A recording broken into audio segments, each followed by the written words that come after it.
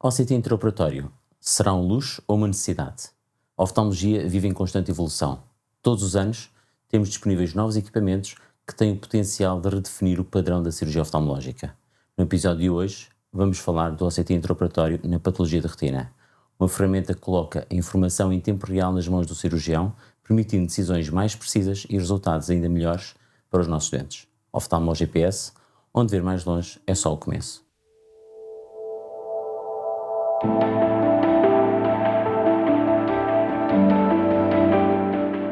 Olá, sejam bem-vindos ao Oftalmo GPS. Hoje vamos falar sobre o OCT intraoperatório.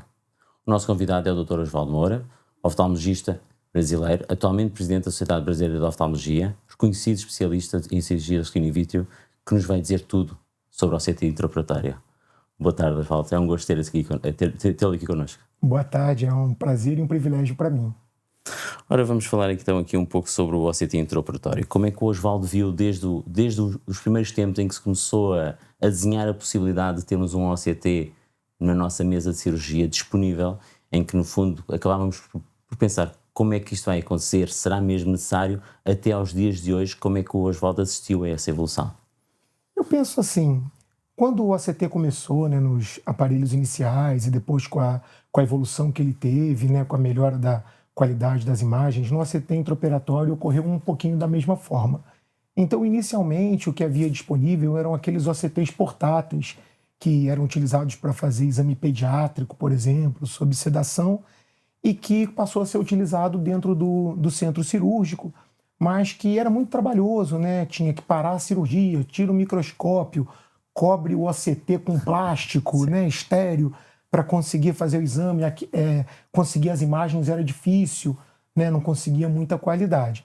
Depois teve a evolução para os aparelhos acoplados ao microscópio, mas mesmo assim havia uma pausa na cirurgia para que se movesse o OCT para dentro e conseguisse fazer a imagem, e daí veio o primeiro estudo maior de OCT intraoperatório, né, que foi o Pioneer, lá na Cleveland Clinic, que foi o lugar onde eu tive o prazer e o privilégio de fazer meu fellow de retina. E depois começaram os OCTs integrados ao microscópio, como esses que a gente tem hoje em dia, né, que eventualmente também foram evoluindo e ficando mais fáceis a partir do momento que a gente pôde fazer a cirurgia 3D, né, heads-up, e aí podendo olhar na mesma tela e tudo, mas que é uma forma de fazer a tomografia que você não tem que parar a cirurgia para fazer, né? Talvez alguns segundos, mas não mais do que isso. Ficou uma forma, como ele mesmo, como o próprio nome já diz, integrado ao microscópio, integrado ao seu procedimento. Exatamente. A seu ver, o OCT intraoperatório é uma necessidade ou é um luxo? Nós precisamos e vamos precisar mesmo, ou estamos apenas a ficar cada vez mais dependentes da tecnologia? Essa é uma excelente pergunta. Eu não classificaria o OCT intraoperatório como um luxo, porque os estudos mostraram e a gente observa também um pouco na prática, que o OCT, em alguns casos, ele muda a nossa conduta. Então, a partir da imagem que a gente tem no OCT, a gente consegue determinar ou mudar a nossa cirurgia, fazer de uma forma diferente do que a gente tinha planejado. Então, eu acho que ele acrescenta, ele dá mais precisão, ele funciona, né, como se fosse um GPS. Na maioria das vezes você sabe para onde você quer ir, você sabe o caminho, mas às vezes você pode estar com alguma dúvida ou querer escolher um caminho que seja um pouquinho melhor do que o outro, e o GPS ele pode te ajudar. Tira-nos essa dúvida nesse momento. É o que eu penso, mas assim, se ele vai, digamos assim, se tornar uma necessidade, eu acho que não. Eu acho que a imensa maioria das cirurgias, a gente vai tomar a conduta baseado na habilidade do cirurgião, na observação da retina, no uso de curantes, na própria expertise que a gente tem para tomar decisões corretas. Eu só acho que ele é uma ajuda, ele é um plus, né? um fator a mais. Um acrescento, exatamente. Consegue dar se houver alguma patologia em que de facto o OCT intraoperatório faz frequentemente alterar a sua conduta durante a cirurgia? E, por outro lado, se utiliza sempre o OCT intraoperatório mesmo numa cirurgia mais simples, só para ver se ficou tudo bem, ou se limita a sua utilização em algumas patologias em que, de facto, sente mais necessidade? Eu acho que tem algumas situações onde ele ajuda mais. A situação que eu acho que ele talvez seja mais importante é da mesma forma que a gente usa no pré-operatório.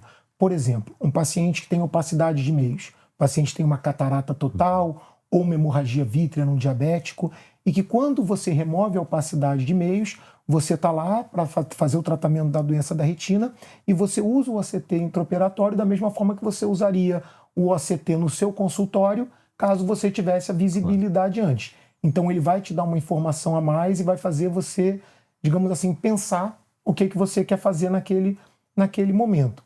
E as outras situações onde eu vejo onde ele tem mais utilidade, muitas vezes, assim, quando faz a remoção da hialoide posterior e há uma mudança do reflexo, alguma coisa, algumas vezes você pode ver alguma alteraçãozinha na fóvea e isso às vezes pode te dar um pensar em, de repente, colocar um gás ao invés de deixar só sobre ar, ou se você tem alguma pequena tração que se formou ali, formou às vezes um microburaco. Certo.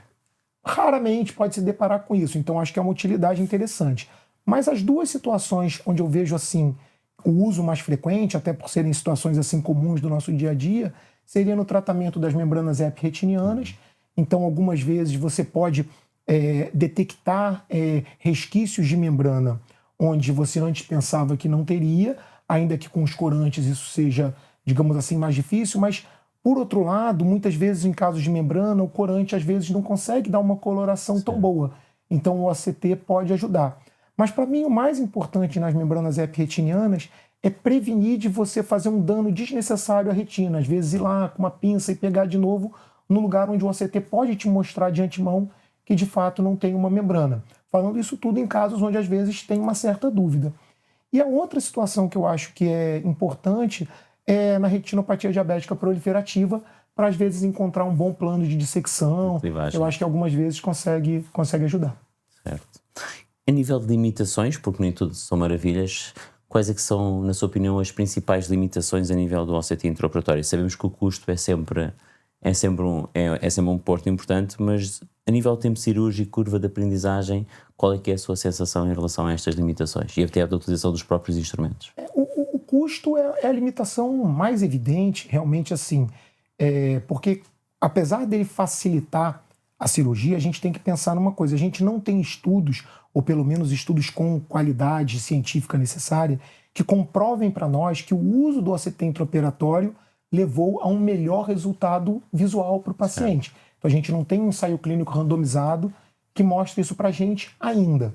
Então, assim, será que vale a pena pagar por isso se eu não vou estar levando o paciente a um melhor ganho visual?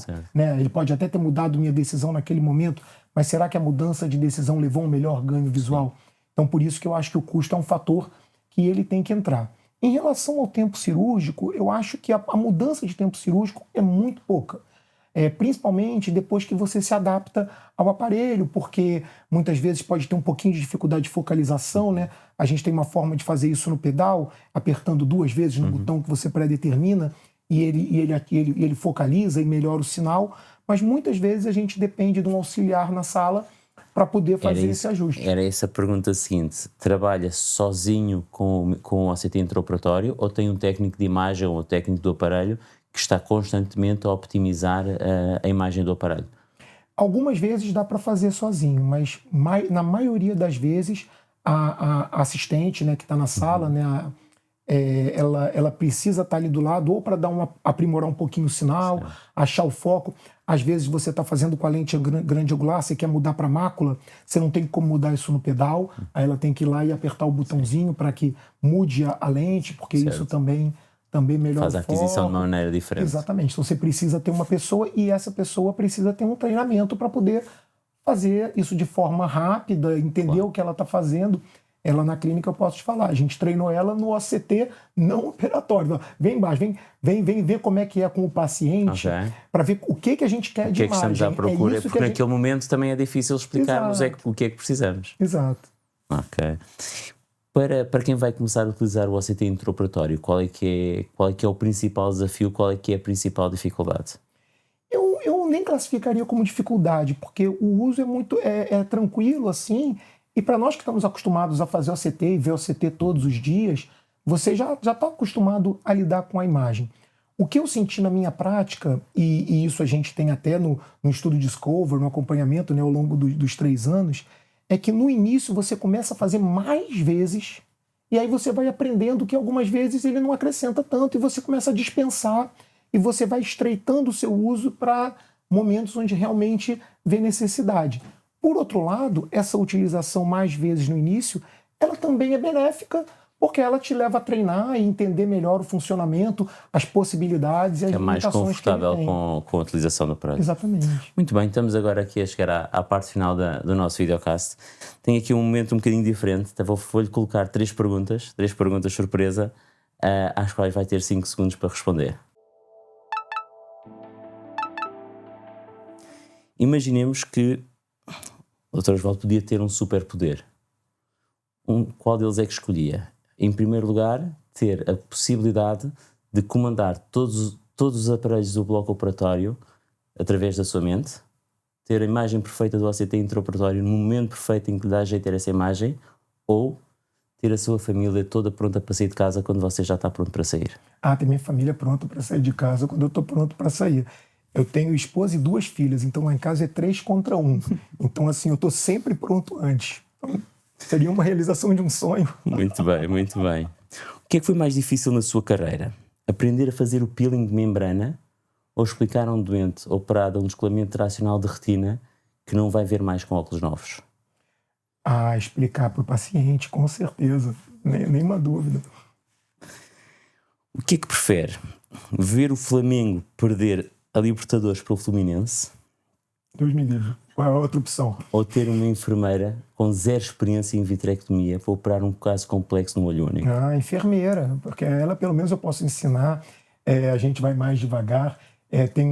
Eu aprendi com o professor João Alberto Holanda de Freitas, lá no Brasil, uma frase muito interessante de cirurgia, que é assim, vamos bem devagar para terminarmos rápido. Então, a enfermeira... Excelente, muito bem. Ora bem, agora aqui mesmo uma última pergunta para terminar o nosso videocast. O que é que o Dr. Osvaldo, que está aqui sentado hoje ao meu lado, presidente da SBO, reconhecido cirurgião de retina in vitro, diria ao Dr. Osvaldo, residente do primeiro dia do estágio de oftalmologia, que entrou na clínica de oftalmologia ainda sem saber o que é que o esperava para o resto da vida?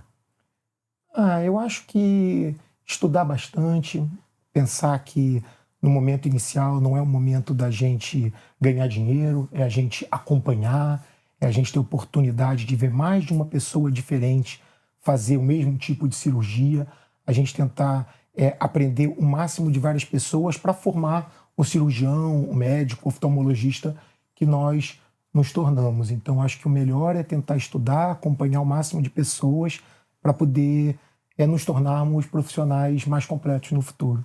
Muito obrigado. Foi um enorme gosto de ter de partilhar este bocadinho consigo.